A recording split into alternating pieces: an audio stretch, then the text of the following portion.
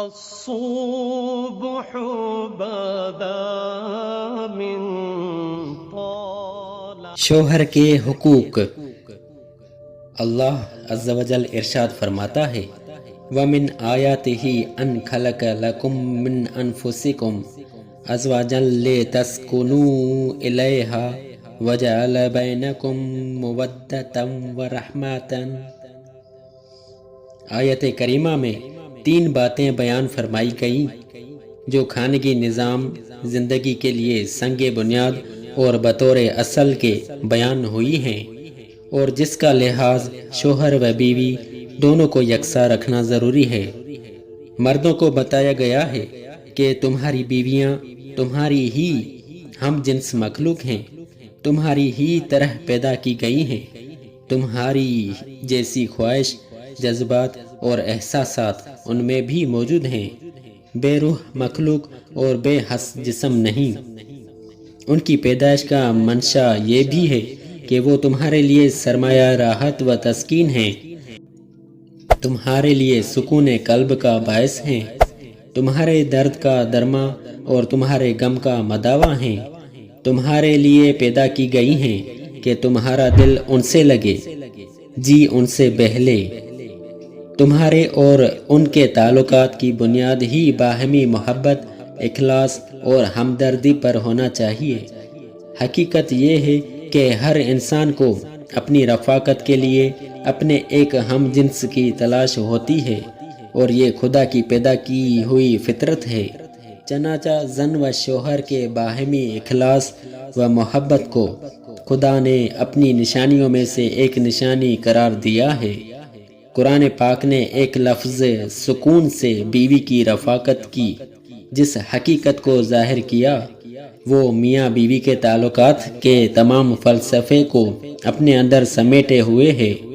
اس کا خلوت خانہ دنیا کی کشاکشوں اور مشکلوں میں امن و سکون کا گہوارہ ہونا چاہیے، اور میاں بیوی کے باہمی تعلقات میں اتنی خوشگواری ہونی چاہیے کہ جس سے عورت کی پیدائش کا منشا پورا ہو، یعنی باہمی اخلاص و پیار، مہر و محبت اور سکون و چین. اگر کسی سے یہ اغراض پورے نہیں ہوتے تو اس میں دونوں یا دونوں میں کسی ایک کا قصور ہے. یہ باہمی میل جول کس طرح قائم رہ سکتا ہے؟ اس کی صورت صرف ایک ہے، اور وہ یہ ہے کہ بیوی شوہر کی فرمان برداری اور شوہر بیوی کی دلجوئی کرے.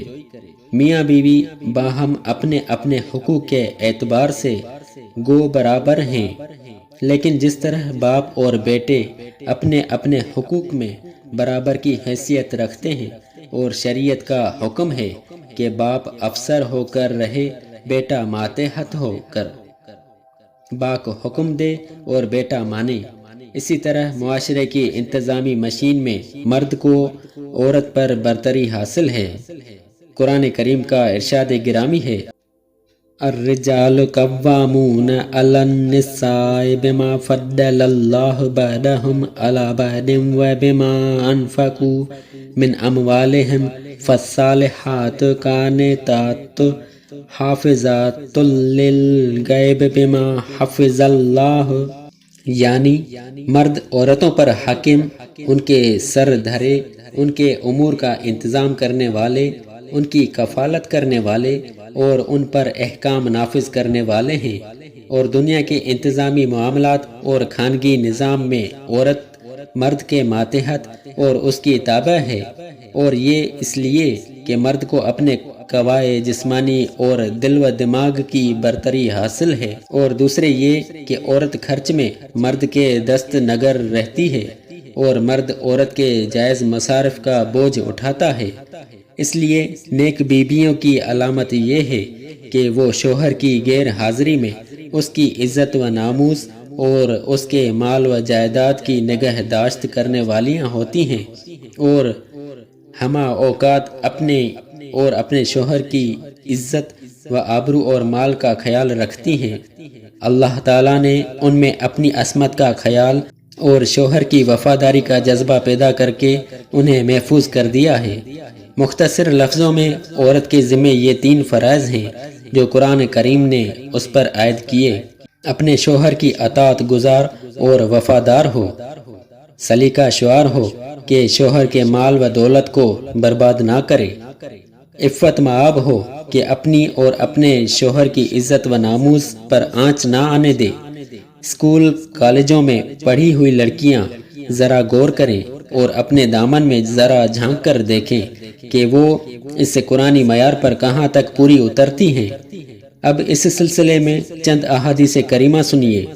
حضور صلی اللہ علیہ وآلہ وسلم فرماتے ہیں، عورت پر سب لوگوں سے زیادہ حق اس کے شوہر کا ہے اور مرد پر اس کی ماں کا ہے۔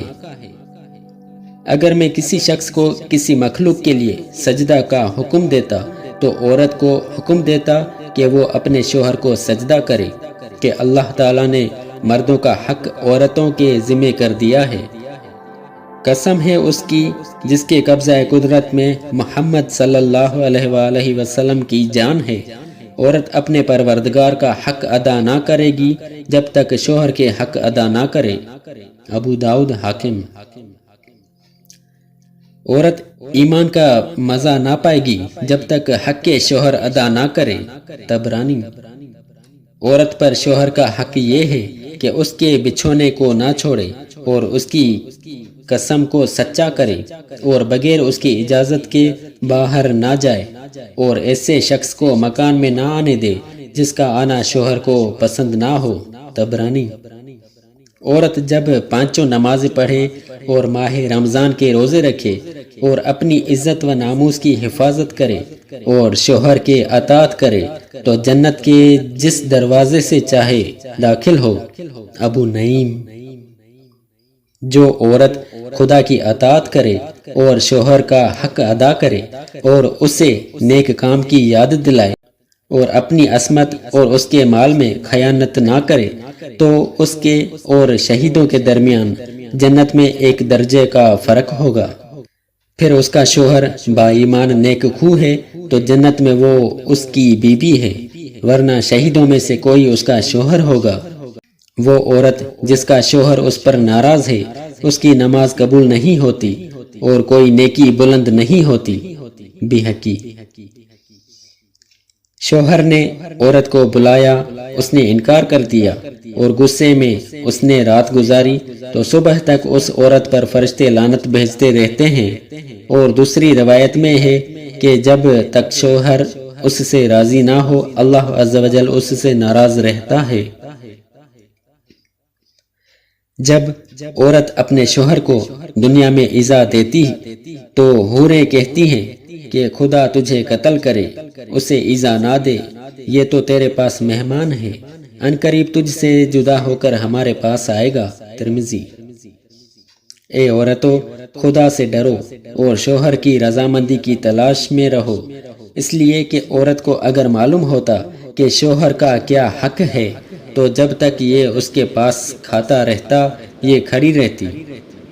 ابو نعیم۔